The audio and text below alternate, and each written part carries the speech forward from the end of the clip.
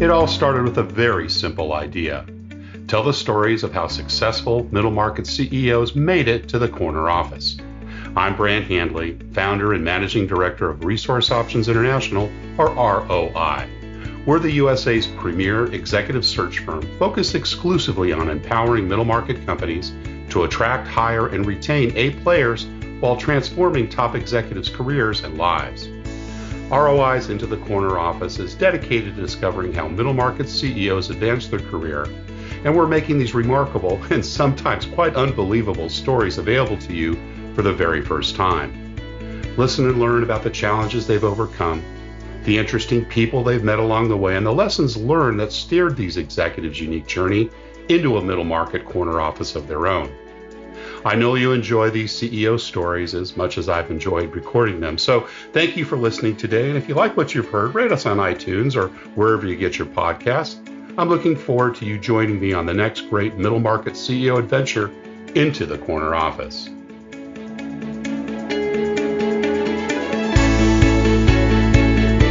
My guest today is Kent Kramer, President and CEO of Goodwill of Central and Southern Indiana. Kent joined Goodwill in 2002 as Vice President of Retail Operations, later serving as Chief Operating Officer, and in 2015 he was named President and CEO. He leads 4,200 employees, two-thirds of whom have a significant employment barrier, and they educate more than 4,400 students in 16 high schools and provide direct services to more than 2,000 low-income families in Central and Southern Indiana. A proud alumnus of Indiana State University, Kent holds a Bachelor of Science degree in management and serves on the university's Alumni Association Board. He also holds an MBA from the Fall School of Business at Anderson University. Prior to joining Goodwill, Kent spent 13 years in multi-unit leadership positions with Sam's Club and Kmart across several states. He resides in Pendleton, Indiana with his wife, Jamie. They are the proud parents of 4 adult children and are active members of Madison Park Church of God, where Kramer serves as an elder. Kent Kramer, welcome into the corner office. Thank you, Brant. It's great to be here. Great to talk to you again. As I said, it's been a couple of months as we were getting warmed up since you and I have spoken. And sure, a lot of things have been happening in Indiana in the last couple of months, but I want to start kind of what we usually do is at the beginning and tell us a little bit about your early family life, where you grew up, what mom and dad did, siblings, etc. Yeah, great. So I am a Hoosier, born and raised right here in the great state of Indiana, and a basketball fan too, I'm sure. Absolutely. A matter of fact, the movie Hoosiers was based off of my high school team, not the winning team, but the losing team, unfortunately. So we were on the losing end of that, but it was still pretty cool to have the story reflected awesome. There. Yeah. But so I'm from Muncie. Was it filmed about the time you were in high school before? No, no, that was 1954. Oh, okay. Yeah, so I was in high school later in the 80s, so a few years before that. But yeah, from Muncie, Indiana. Yeah. I've got a couple of brothers, and my dad was a tool maker and managed tool shops, and my mom was a homemaker. So that's my background. But blue collar upbringing then, or was blue collar and I worked in a grocery for 3 years in high school, and that's where I fell in love with retail and that environment. Yeah, we're going to talk about that because you've got such an interesting history, as we spoke a couple of months ago, having been in the private sector for about half your career and now the other half, for Goodwill Industries. But we'll get into that in a minute. Tell us a little bit about some of the lessons that you maybe learned from mom and dad growing up, or brothers and sisters, aunts and uncles, grandparents. Absolutely. So as I look at my parents, they divorced early in my life. I think I was 3 and so split time with them, but did learn a ton from each one of them. My dad was an extremely hard worker and really learned about work ethic and showing up every day and the importance of putting a hard day's work in. So I learned that from him. And my mom has always been the social piece of my life, and she's always inviting people into our home and for dinners and just if they needed anything. So she was always showed what a welcoming heart can do and the rewards that can bring. So I'm able to pick up really quality things from both of them. Did mom and dad kind of stay in the same town? Do they both remain in Muncie? Yes. Yeah. Yes. Yeah. And did either remarry? Did you have some step parents? They did, yeah. So have had a few step parents along the way and step siblings, and have had a life filled with wonderful, wonderful people. And I'm blessed that my parents are still around. My dad is about ready to turn 80, and he lives locally, and my mom lives in Florida now, and she's just turned 78. So still with us and still learning from them. Love it. Were you a good student in school? In high school I was, and when I got to college in my undergraduate studies, I worked a lot and also got really involved in leadership opportunities on campus. So I ended up kind of spreading out my time, and sometimes the schoolwork fell behind activities, and but I got through. And when I went back and got my MBA, I kind of renewed my academic energy and did really well getting my MBA. But awesome. I would say I was not a stellar student in college, but I did get through. We established you're a Hoosier fan and a basketball fan. Did you play the sport or other sports when you were growing up? Did play basketball and golf but by the time I got to high school, I ended up being a student manager for a couple of years. So did not make the team, so didn't have the ability there, but have always loved the sport. And my daughter works for the Indiana Pacers, so it's great to. Nice. I still love going and seeing college and high school and pro games. Staying close to that. You mentioned your early love for retail. Was there other entrepreneurial things that you did as a kid growing up, or part-time work that helped you earn that extra buck? Yeah, as a kid in Indiana, there was a couple of things. One was to deliver newspapers, and another was to paper route. Yeah. Hey, I always say that, I learned a ton on that. You do, right? You're out there at, 11 years old, and you got to be up at a certain time because people want their papers in time for, their morning coffee. And and then you're also into collections. You had to go door to door and collect, your 50 cents. And you look at the door and, you see them in there, but they're not answering the door. So you had to sometimes be resourceful in how you got in touch with people. Yeah. It's so funny. We talked to so many CEOs and along with myself, that paper route, you got up early. Right? You had a job to do. You had to wrap those papers and rubber band them and plastic bag them on days that it rained, put them on the back of your bike or hand them over your shoulder. And I'll tell you, getting up in, as 10, 11 years old, knocking on those doors and asking for money, that teaches you a few things about sales and marketing, doesn't it? It really does. I love that. And when did you get into retail? Did you have some retail jobs as well in junior high or high school? It was in high school, a grocery store. My grandfather had some grocery, owned a couple of grocery stores in Muncie, but those had closed and was no longer part of it. So I remember vaguely being in those as a young child and always thought it was pretty cool. So that's where I, went for my first job. And so I did that, like I said, for 3 years in high school, and I loved every piece of it. I loved customers coming in and loved, building end caps and seeing things sale and making things look nice and neat. And so that I just really enjoyed that part of. Was it grocery, clothing, hardware? What kind? It was all grocery. It was all grocery. Yeah, that's hard work. A lot of stocking. It is. Moving boxes around and, dealing with people when they're hungry. It would be a challenge. So was it kind of a foregone conclusion that you go to college? Did mom and dad want that for you growing up? It was, a dream I had or a goal I had. And my parents didn't go and their parents didn't go. So it was a first gen Yeah. So that was, I wouldn't say something that was preached to me, Right. but it was just kind of somehow it was my own expectation of myself Sure. to do that, and it was a goal I had set. So Did you get some scholarships or I financial did. Yeah, aid? I did. I received an academic scholarship to Indiana State and got some financial aid, and was able to kind of cobble together the funding to be able to go.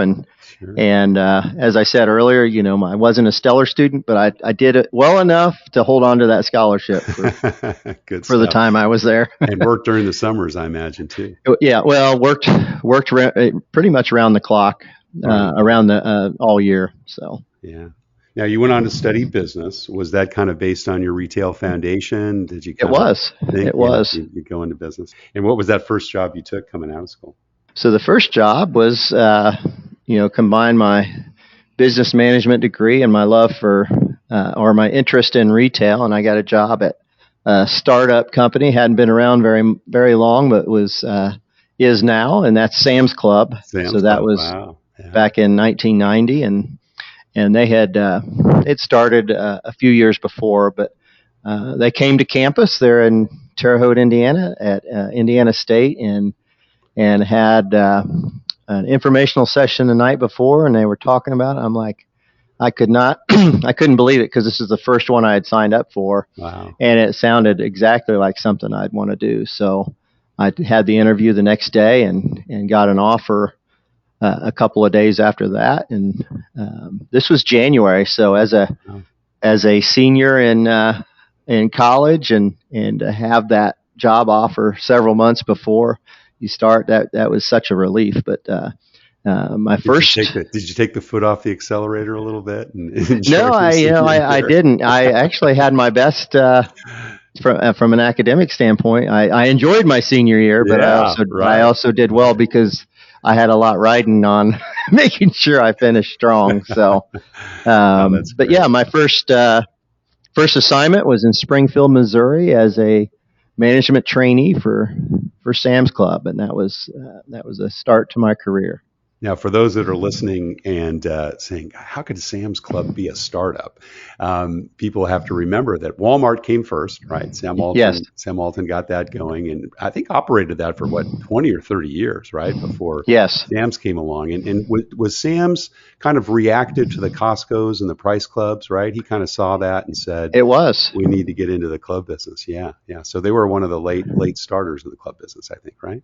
They were, and he was always looking at concepts and listening to customers and seeing what their needs were. So that was a concept. They've tried many others, but that's one that really stuck and is now a multi-billion-dollar organization. Now, is he still operating in the 90s? Did you ever get a chance to meet him? He was. I actually did get to meet him a couple of times, and wow. And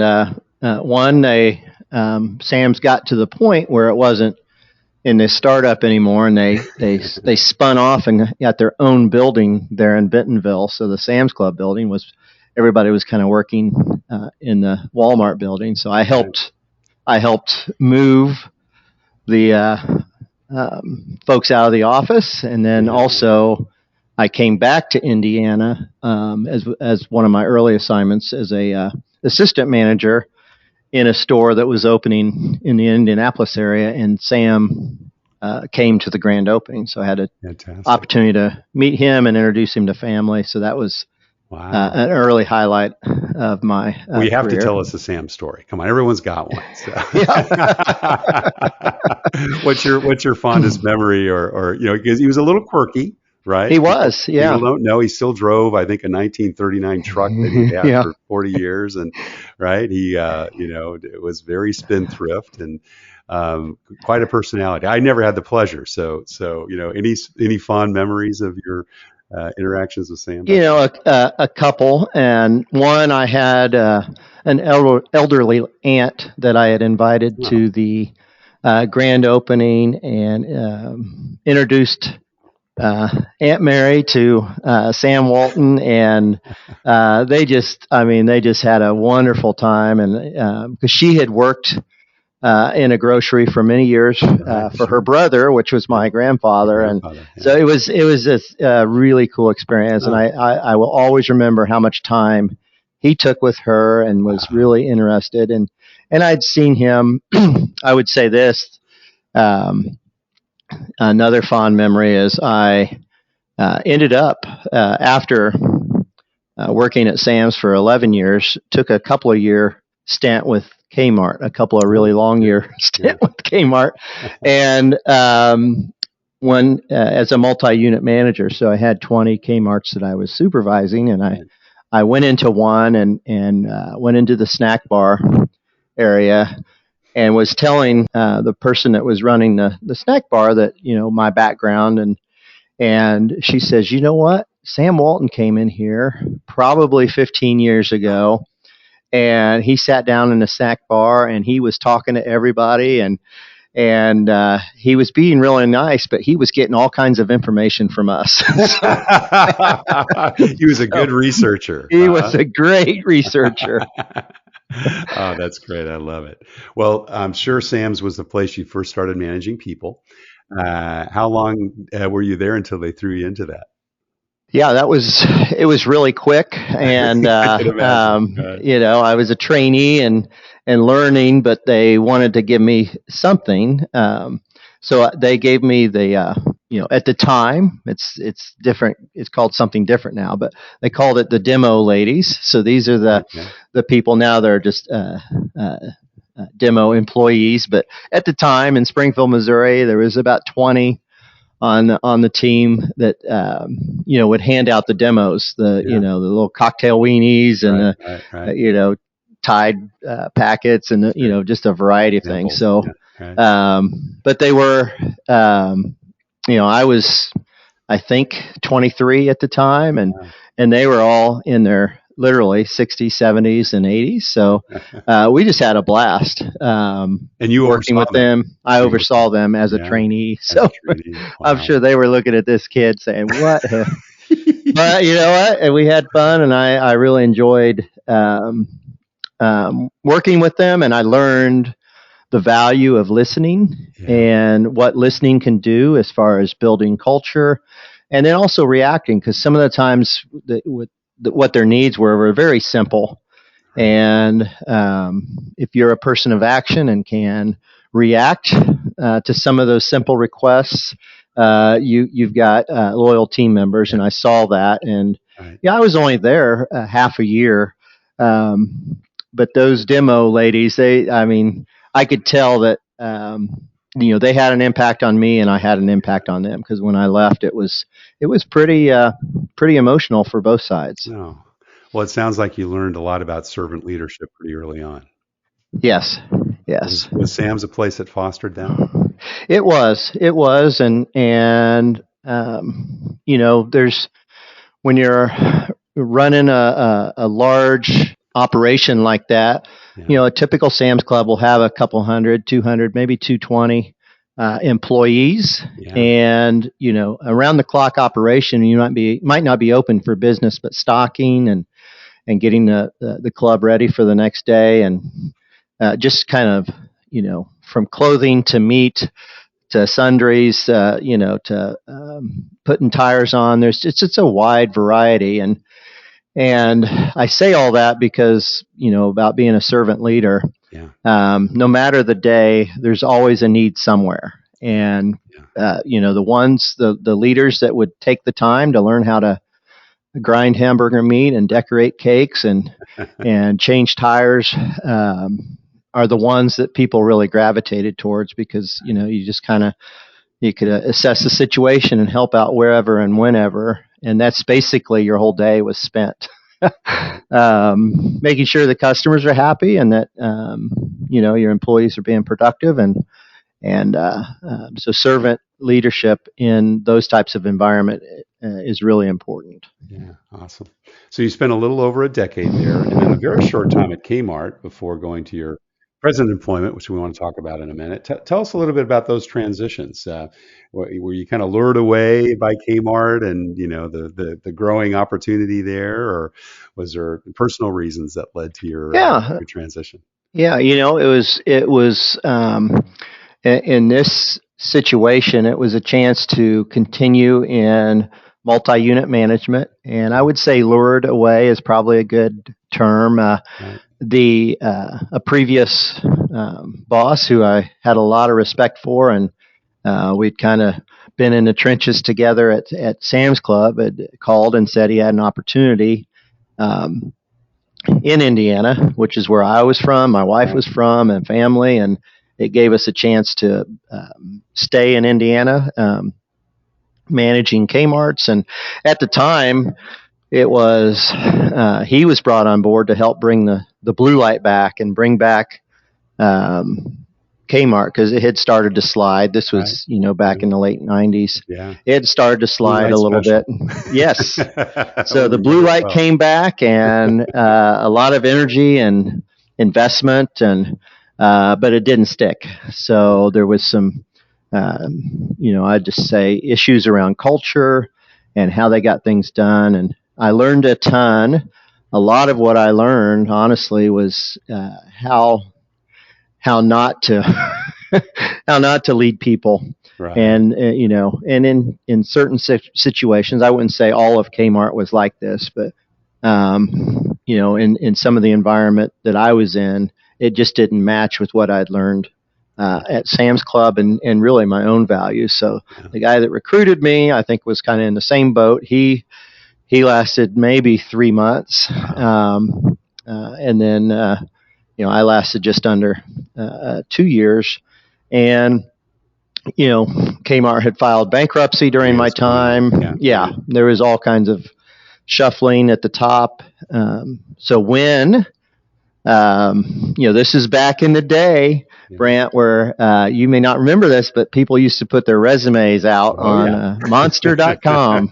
So I put my resume out there, I think without my name, because that would have been really difficult to work through, but a recruiting firm that was looking for somebody to lead the retail division for what was called a regional retailer based in Indianapolis. So they didn't list that it was Goodwill.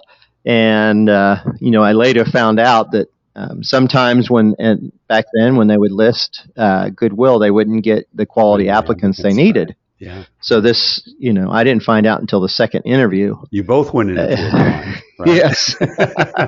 Yes, exactly. That's how it was done back in the day, listeners. Yes. Yeah. So, it was quite the process. I think I had 5 interviews, and I was replacing somebody that had been there 20 years. But, it was, at the time, we had, I think, 23 stores and in central Indiana, and it was an important job because it was a couple thousand employees that you were responsible for, and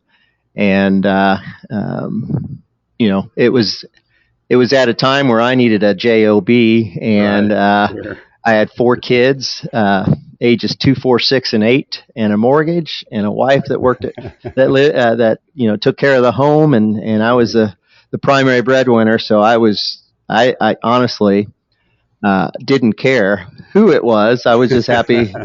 I was interviewing for a job, in Indiana.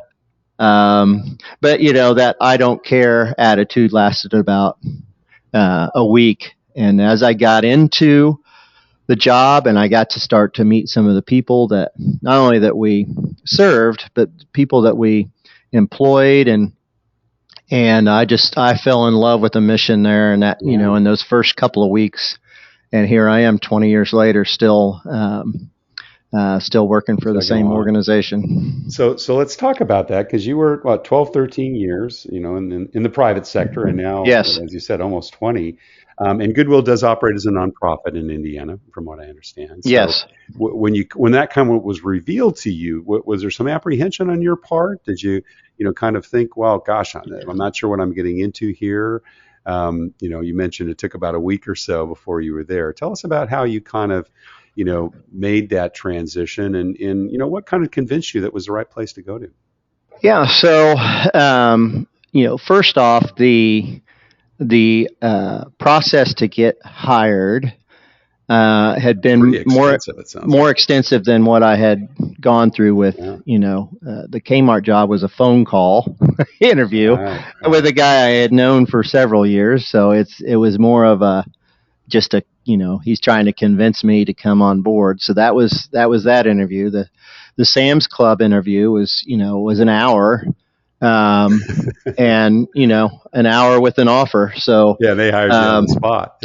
So that was that, and this was lasted a few months and had personality tests. Only the third job you ever interviewed for. Correct. Yes. Yeah, right. Your third job and your third interview. Right. Yeah. So it was pretty extensive. So I'm like, you know what? It seems like they really care about who they hire, and they were hiring me to replace somebody that wasn't gone yet. And so they wanted to make sure there was, that we were compatible, and then also with the CEO that I was compatible, because eventually that's who I would report to. So, they spent a lot of time. And again, my frame of mind at the time was, because I was interviewing with some national companies that were going to require a move. So I was just grateful that, somebody had called me and said, would you be interested in this opportunity? But so it was more of a job and a way to pay the mortgage and feed the family. But then it was right at a weekend. So one of the stores that we had was in my hometown of Muncie. I didn't live there anymore, but I ran into a gentleman. His name is Mike, and I was in high school with Mike, and Mike has cerebral palsy. Oh. And I kind of lost track. Moved 8 times in 11 years with Sam's Club, so moved around a lot. Didn't get back to Muncie except to see family, brief trips. But there was Mike working. Wow! And Mike store in Muncie. At the Goodwill store in Muncie. Yeah. Wow. And Mike was. We were managers on the basketball team together, so we knew each other. I'd given him rides home, and I thought about Mike over the years. I'm like, I didn't know much about cerebral palsy, but I didn't really think of him working. I didn't think of him driving. I really didn't think. And there he was. He was working, taking donations, pricing things. And I'm like, oh, this is pretty cool, Mike. Yeah. And he had worked there for 15 years. And since high school. And not only had he done that, Goodwill had helped him get a car, get his driver's license, get a car, and even helped him become independent. He had his own place to live. And I'm like, I heard that story, and then I started hearing other stories like that. And I'd realized that this is more than just a job. I had landed someplace really special. Oh, fabulous. Great. Oh, I love that story. Kent, tell us a little bit about the mission. You've been now CEO for about 7-8 years, I think. And, yes, obviously came up through the ranks. But, give us the footprint and kind of your overall mission for, Goodwill in Greater Indiana. Yeah. So our mission, I just described what, the empowerment of Mike and what that meant to his life. And that's ultimately within our mission, is helping people increase their independence and reach their potential. And sometimes somebody's reaching their potential might be an individual with Down syndrome, where a 10-hour-a-week job is a game changer for them and their family. Sometimes it might be an individual that is a returning citizen, somebody has a criminal background, and really getting them on a great path forward. So we do that through a variety of ways. We have 75 retail stores here in central and southern Indiana. We've expanded our footprint through a merger we did about 5 years ago. But we also operate high schools. We didn't do this back when I started in 2002, but we operate 16 high schools. 15 of those are adult high schools. So to give an adult that dropped out for a variety of reasons. Not just special ed, Kent, right? No.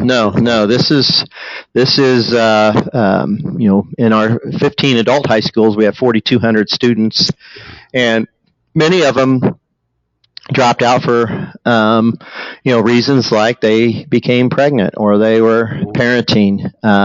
Sometimes if a family member became ill and they had to go to work, high school was just not an option, and they needed to go to work.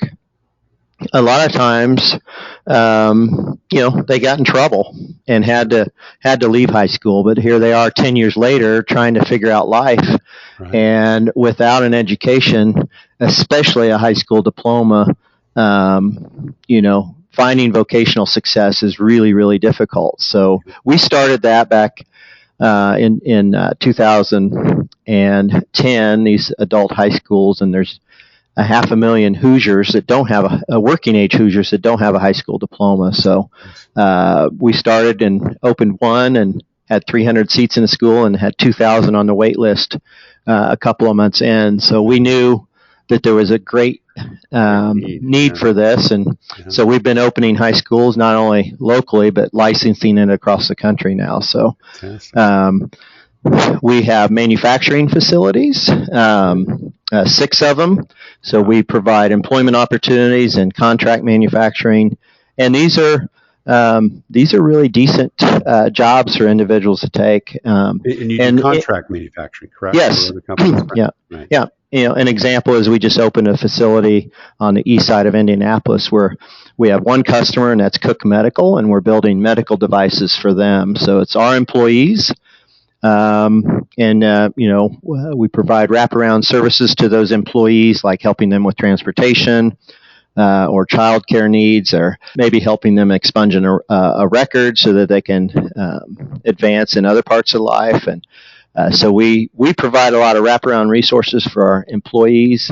The companies we contract with really like that, and they see us being able to retain employees that way. And so we have 6 manufacturing plants and a variety of other mission programs. We're an implementer for Nurse Family Partnership, which is a home visitation program for low-income first-time moms, where we match a registered nurse, with that expectant mother, and that nurse stays with that mom for 2.5 years till the baby becomes 2 years of age, and just some incredible outcomes with that. And primarily, one of the metrics that the state measures is infant mortality. And Indiana, for whatever reason, ranks 44th in the country. And infant mortality is, if the baby doesn't make its first birthday, it's considered infant mortality. And in the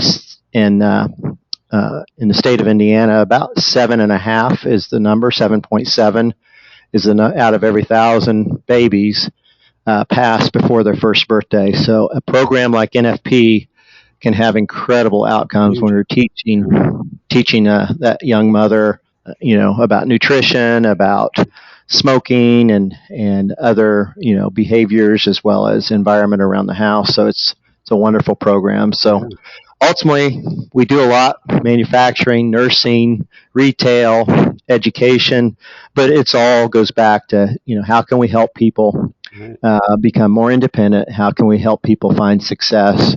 And what does their success look like? So it's about 10,000 people a day that we work with through all of those programs. Yeah, and that includes the folks that are employed in the Goodwill stores across the nation too, across the state. Yeah. Yes. Yeah. Fantastic. Great. Well, I love that. Well, thank you for sharing that. Yeah. Tell us a little bit about how kind of your leadership style has evolved over the years, particularly coming out, from the retail, private sector into, what you're doing today. Yeah. So I would say I've got a leadership style that's always evolving, and that's a good approach. And based on what I learn in the field, as well as learn from colleagues, and just always trying to figure out a way to be a better leader. But what I learned back there with those that demo team in Springfield, Missouri, I continue to work really hard to be a servant leader, one that listens and responds. I also have found over the years that if you're able to map out your expectations and clearly define that with your team, and clearly communicate on a consistent basis and reiterate what those expectations and goals are, that you can find success. So try and limit the surprises that are happening, and Right. and really encourage your team and for them to have the same approach around communication and expectations. Yeah, cool. You've talked a little bit about obviously the leadership side. Culture is an incredibly important part too of the CEO's role. How do you go about doing that, in building a company culture and propagating that across those 10,000 folks? So for us, there we've got our basic values, but and we don't have this as a value, but it's something that it's been from my perspective, kind of a personal statement, is really like folks to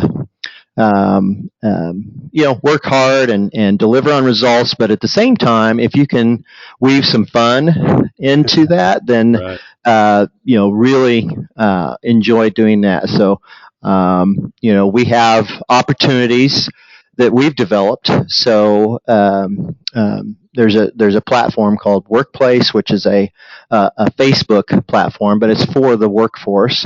And all of our employees, all 4,300 employees, have access to that. And I can visit a store, or I can, yesterday was International Nurses Day, so I put a shirt on that says, I love Goodwill nurses. We've got 70 plus nurses on our staff, and I take a selfie and post that out there for them to see it. If I go into a store and find a really nice end cap, I will ask, who built that end cap, and take a picture with that person. And we have meetings that show a lot of recognition, and a lot of cadence. I do a leadership breakfast with 6 or 8 of our leaders throughout every month, and we share a lot of best practices. So really lots of interaction time, and from a cultural standpoint, just trying to build communication and build fun. And we do a survey every year, which we call it a climate survey, just to see where people are. Do they feel like they're being listened to? Do they feel like they have opportunity to grow? And we base a lot of our kind of work actions and work plan off of that culture survey. Yeah, cool.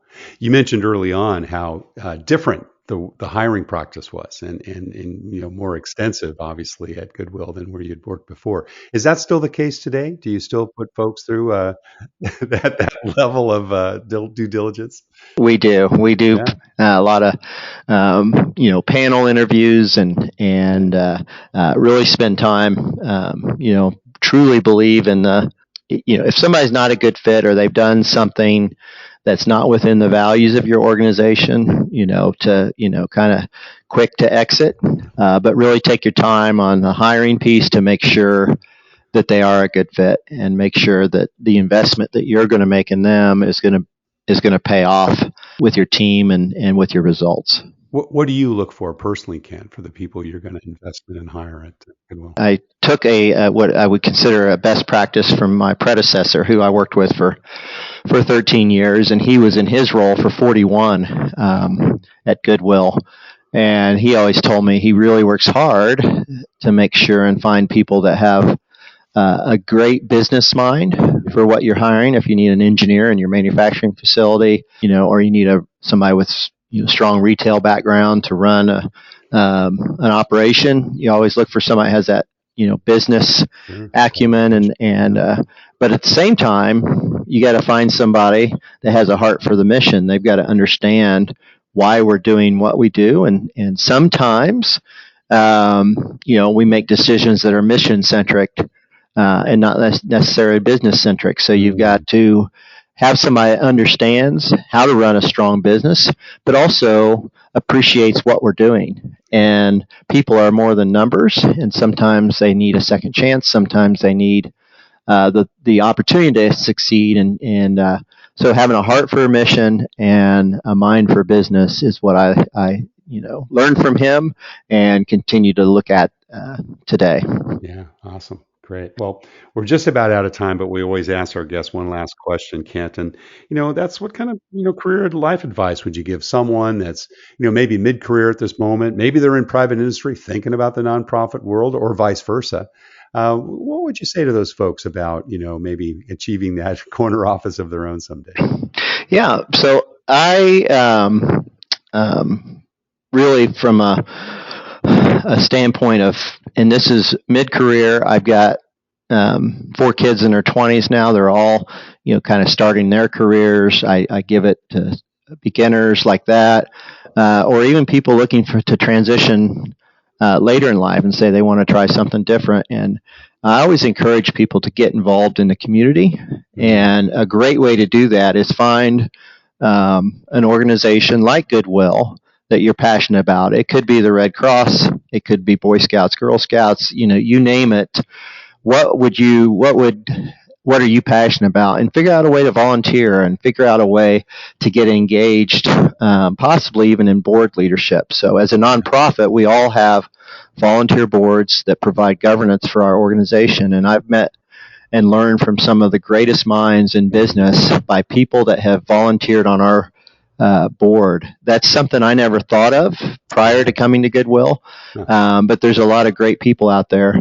And I know in working with Goodwill International, there's 155 Goodwill chapters across the country, working with other nonprofits, working with recruiters. If you can show a balanced approach to life, with having work results, but also giving back to the community, and being having a strong kind of approach to family, that you set yourself apart than a lot of people that apply for jobs. So if you're looking for a corner office job, make sure you come to it as well-rounded as you can. There's more to life than business results, and if you can show that you see that and understand that and appreciate that, personally, I think that gives you a leg up over a lot of people. Yeah, so much so. Well, Kent Kramer, President and CEO of Goodwill of Central and Southern Indiana, thank you so much for sharing your journey into the corner office. All right. Well, I appreciate the time, Brent, and really enjoy your work. So thank you. Thank you for listening to Into the Corner Office with Brant Hanley. We hope you enjoyed hearing our guest CEO story as much as we did. If you want to hear more CEOs reveal their journey into the corner office, please subscribe via iTunes and tell your friends and colleagues. For more information about Brant, Resource Options International, and the mighty middle market, visit www.goforroi.com. We look forward to having you join us for our next episode.